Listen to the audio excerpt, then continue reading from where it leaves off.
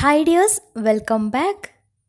ഇന്ന് ബ്രെഡ് വെച്ചിട്ട് ഉണ്ടാക്കിയെടുക്കാൻ പറ്റിയ വെറൈറ്റി ആയിട്ടുള്ള ഒരു ഡെസേർട്ടിൻ്റെ റെസിപ്പിയാണ് പരിചയപ്പെടുത്തുന്നത്. അപ്പോൾ കൂടുതൽ ഇൻഗ്രീഡിയൻസ് ഒന്നും ആവശ്യമില്ലാതെ കുറഞ്ഞ സമയം കൊണ്ട് എളുപ്പത്തിൽ ഉണ്ടാക്കിയെടുക്കാൻ പറ്റിയ നല്ല ടേസ്റ്റി ആയിട്ടുള്ള ഒരു അടിപൊളി ഡെസേർട്ടാണ്.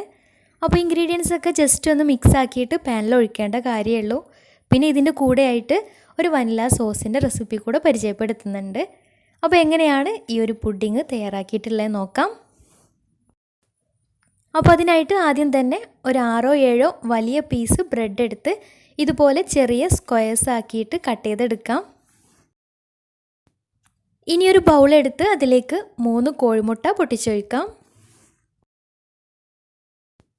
എന്നിട്ട് മധുരത്തിന് ആവശ്യമായിട്ടുള്ള പഞ്ചസാര ചേർത്ത് കൊടുക്കാം. അപ്പോൾ ഞാനൊരു 5 ടേബിൾ സ്പൂൺ പഞ്ചസാര ചേർത്ത് കൊടുത്തിട്ടുണ്ട്. ഇനി നല്ലൊരു ഫ്ലേവറിന് വേണ്ടിയിട്ട് അതിലേക്ക് 1 ടീസ്പൂൺ വനില എസൻസ് ചേർത്ത് കൊടുക്കാം. അപ്പോൾ വനില എസൻസിന് പകരം ഏലക്കാപ്പൊടി ചേർത്ത് കൊടുത്താലും മതി. ഇനി ഇത് നന്നായിട്ടൊന്ന് മിക്സാക്കി എടുക്കാം. എന്നിട്ട് അതിലേക്ക് 1.5 കപ്പ് പാൽ ഒഴിച്ചു കൊടുക്കാം.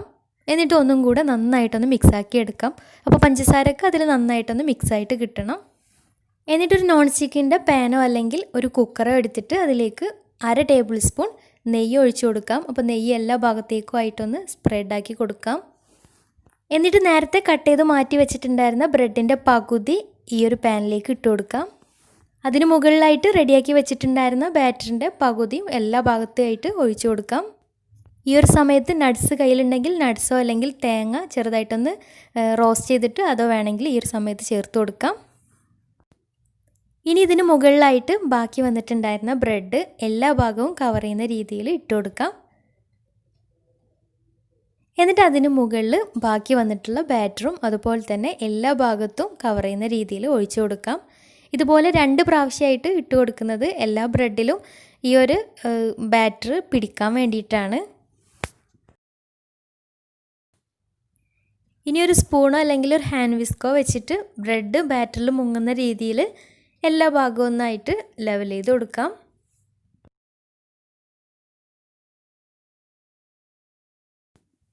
ഇനി അടച്ചു വെച്ച് ഒരു ലോ ഫ്ലെയിമിൽ ഒരു 10-15 മിനിറ്റ് വേവിച്ചെടുക്കാം. അപ്പോൾ ഒരു 10-15 മിനിറ്റ് ആയപ്പോഴത്തേക്ക് തന്നെ വെന്ത് കിട്ടിയിട്ടുണ്ട്.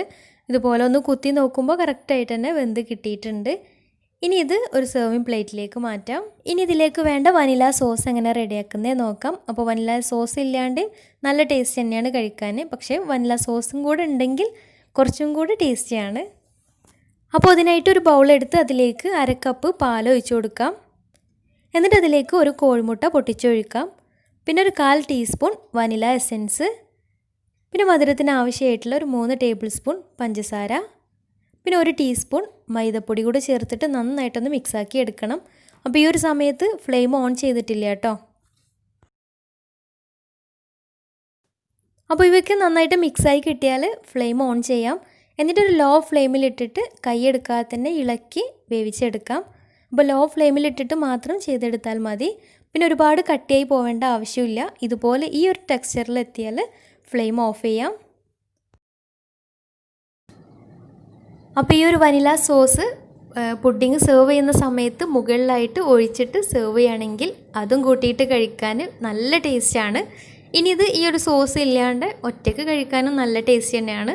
പിന്നെ ഈ ഒരു പുഡിങ് നന്നായിട്ട് തണുത്തിട്ട് കഴിക്കുമ്പോഴാണ് കൂടുതൽ ടേസ്റ്റ്. ചൂടോട് കൂടി കഴിക്കാനും കുഴപ്പമൊന്നുമില്ല, നല്ല ടേസ്റ്റ് തന്നെയാണ്.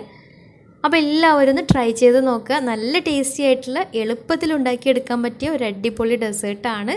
അപ്പോൾ ഇന്നത്തെ വീഡിയോ ഇഷ്ടമായെന്ന് വിചാരിക്കുന്നു. ഇഷ്ടമായെങ്കിൽ ലൈക്ക് ചെയ്യുക, ഫ്രണ്ട്സ് റിലേറ്റീവ്സിനൊക്കെ ഒന്ന് ഷെയർ ചെയ്യുകയും ചെയ്യുക. അതുപോലെ തന്നെ ചാനൽ സബ്സ്ക്രൈബ് ചെയ്യാത്തവരുണ്ടെങ്കിൽ സബ്സ്ക്രൈബ് ചെയ്യാനും മറക്കരുത്. തൊട്ടടുത്തുള്ള ബെല്ലൈക്കണും കൂടെ ഒന്ന് ക്ലിക്ക് ചെയ്യുകയാണെങ്കിൽ ഇനി ഞാൻ പുതിയ വീഡിയോസ് ഇടുമ്പോൾ അതിന് നോട്ടിഫിക്കേഷൻസൊക്കെ പെട്ടെന്ന് തന്നെ കിട്ടുകയും ചെയ്യും.